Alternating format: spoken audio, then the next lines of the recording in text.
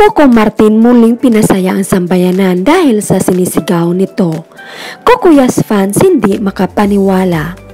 Bagamat malapit na ang pagtatapos ng longest running teleserye ng bansa ang FPJs ang Probinsyano, at malapit na din matapos ang paniningil ng aktor-direktor na si Coco Martin bilang Cardo sa mga tao ng agrabyado at pumatay sa kanyang pamilya at mahal sa buhay. Gayunpaman, sobrang tumatak sa isipan ng sambayanan ang nakaraang episode na umabot ng 360,851 all-time high concurrent views. Sa episode na iyon ay muling isinisigaw ang pangalan ni Aliana. Ayon sa aktor, para kay Aliana na dinamay mo.